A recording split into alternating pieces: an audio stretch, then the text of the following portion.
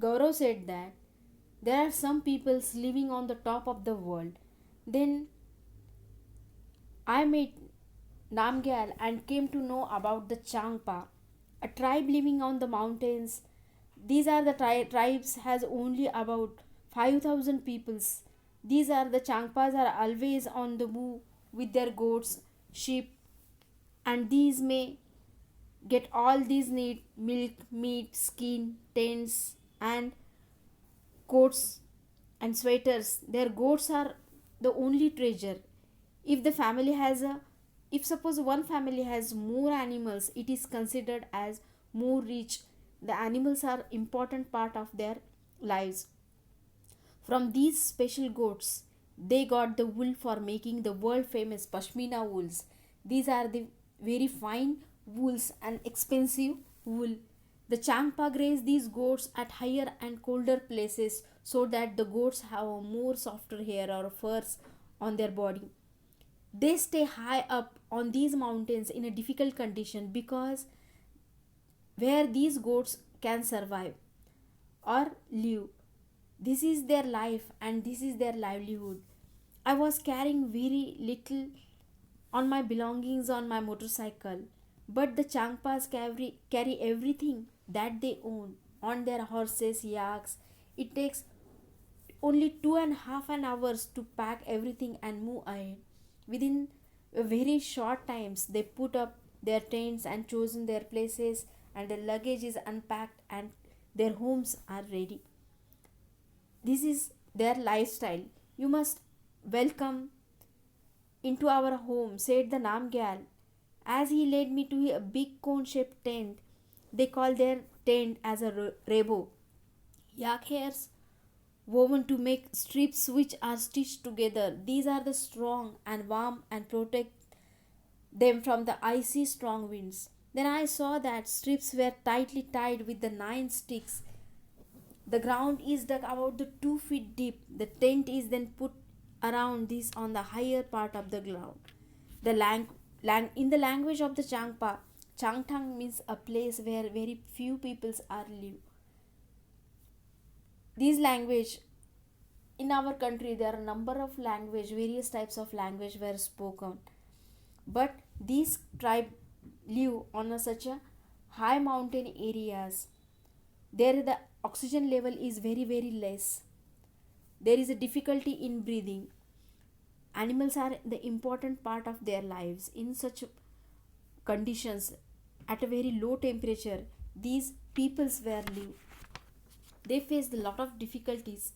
Then again we have stepped into a tent. Then I realized that I could stand up straight. It was not like my tent. And also saw the Rebo was a big room of my flat in Mumbai. It was held up two wooden poles in the middle. There was an opening to let out the smoke from the chulla. He told that the design of this tent is more than thousands of years old and it protects from the extreme cold. That in the winter the temperature falls up to 0 degrees Celsius or below 0 degrees Celsius and the wind blows 70 kilometers per hour. In such conditions, there are place to keep sheep and goats. Changpas call this lekha. The walls of the lekha are made with the stones. Each family puts a special marks on their own animals. The women and young girls count and take these animals out of this lekha. These pashmina goats provide a famous wool, pashmina, and these pashmina shawls were woven with the help of this pashmina goat's hair. It is very delicate and it is a very precious wools. It is believed that pashmina shawl is a warm as a 6 sweaters. It is a very thin but it is very warm. The goats from this soft pashmina wool is collected found at very high altitudes. The temperature falls below the 0 degree up to the minus 40 degrees Celsius. A coat of the warm hairs grows on this goat's body which protects it from the extreme cold conditions. The goats shed some of their hairs in a summer season and in the winter, to protect extreme cold conditions, the hair is also grow. The hair is so fine that 6 of these would be as thick as one hair of ours. The fine hairs cannot be woven with the machine. That's why the weavers of the Kashmir make these shawls with the help of hand. This is a long and difficult process, and also make a embroidery on that shawl. It is a very difficult task. That's why after almost 250 hours of the weaving such a one plain pashmina shawls, that's why the rate of these shawls are also more as compared to other wools. The pashmina goats are very precious, and the wool of these goats are also very expensive. गौरव ज्यावेळेस जगातल्या उंच भागावरती जे काही community होते त्या कम्युनिटीच्या विषयी माहिती घेत त्या उंचावरच्या भागापर्यंत पोहोचले, आणि नंतर त्या ठिकाणी जे नामग्याल नावाचे जे एक व्यक्ती होते त्यांना त्यांची भेट झाली. चांगपा ही जी काही जमात होती, जी डोंगराळ भागामध्ये उंच डोंगराळ प्रदेशामध्ये राहणारी, त्याच्याविषयी त्यांना माहिती होती. आणि ह्या चांगपा ही जी जमात होती त्याच्यामध्ये फक्त 5,000 लोक होते. हे जे चांगपा नावाची जे जमात होती त्यांचा जो व्यवसाय होता, या मेंढ्या पश्मिना नावाचे ज्या मेंढ्या होत्या त्या पाळणे हा त्यांचा प्रमुख उद्योग होता. म्हणूनच ह्या मेंढ्यांच्या सोबत त्यांना चारण्यासाठी उंच उंच डोंगरावरती ह्या जमाती त्यांच्यासोबत राहत होते. ह्या पश्मिना गोट सांभाळणे हा त्यांचा प्रमुख उद्योग होता. आणि ह्या जे मेंढ्या होत्या आणि त्यांना अन्नाची गरज किंवा दुधाची गरज, त्यांची जी स्किन होती त्या टेंटसाठी त्या वापरल्या जात होत्या.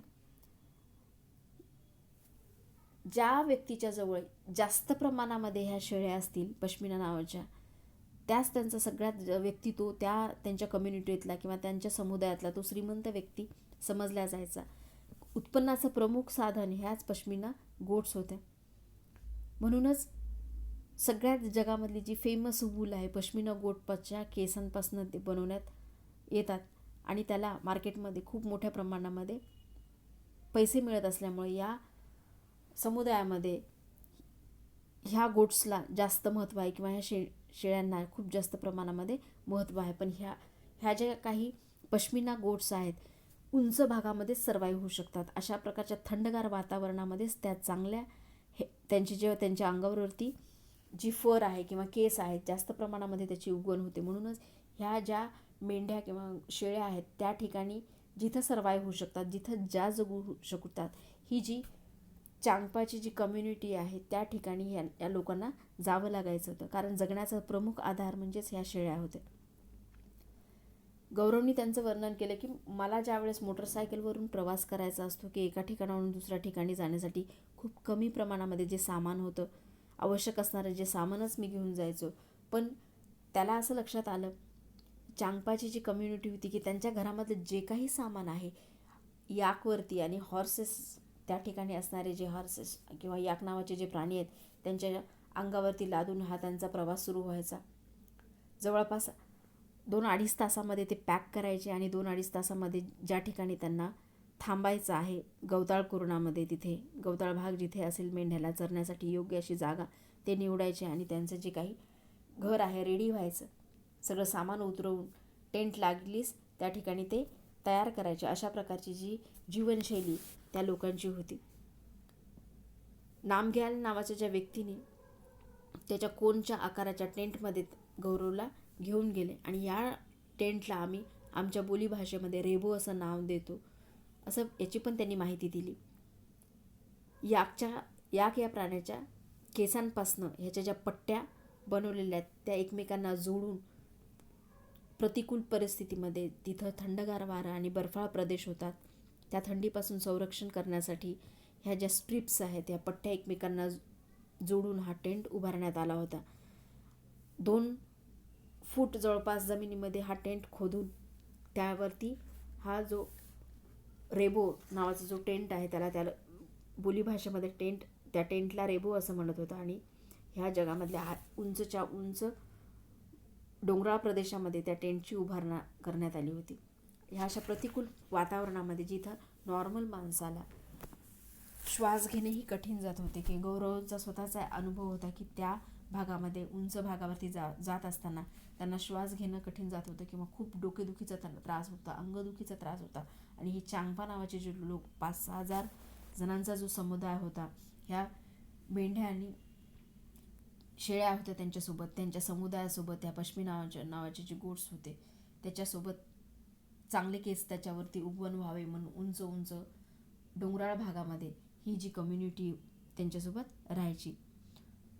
गौरव जेव्हा त्या रेवोच्या मध्ये जातात त्यांना लक्षात आलं की ह्या टेंटमध्ये उभं पण राहता येतं. आणि ह्या टेंटची रचना गौरवच्या टेंटपेक्षा खूप वेगळी होती. जसं काही एक रूम आहे अशा पद्धतीने त्या टेंटची रचना होती. जो काही चूल होती, चुलीचं धूर जाण्यासाठी सुद्धा एक छोटंसं होलसुद्धा त्या टेंटला तयार करण्यात होतं.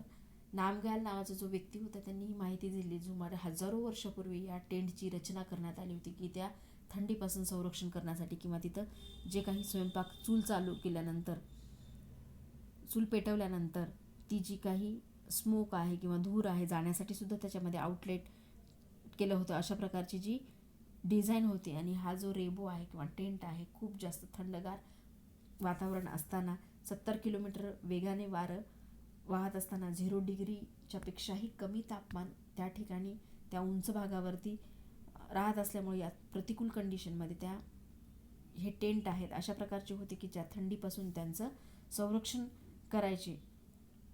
त्या रेबोच्याच बाजूला ज्या शेळ्या आणि मेंढ्या ठेवण्याची एक जागा होती, त्याला लेखा असं नाव चांगपा जी कम्युनिटी होती त्यांच्या भाषेमध्ये होते. दगडांनी बनवलेल्या वॉल्स त्याच्या भोवती होत्या आणि तिथं ते सगळे प्राणी, मेंढ्या आणि शेळ्या त्या ठिकाणी ठेवायचे. प्रत्येक फॅमिलीमधल्या जे काही मेंढ्या आणि शेळ्या ओळखू येण्यासाठी एक एक मार्किंग त्यांच्यावरती केलेली असायची किंवा खुणा केलेल्या असायच्या. आणि मग ह्या शेळ्या आणि मेंढ्या मोजण्याचं जे काम आहे घरातल्या महिला आणि तरुण मुली त्यांच्याकडे ती जबाबदारी असायची. त्या ॲनिमल किंवा त्या शेळ्या आणि मेंढ्यांची काळजी घेण्याची जबाबदारी ह्या महिलांच्यावरती त्या घरातल्या असायची.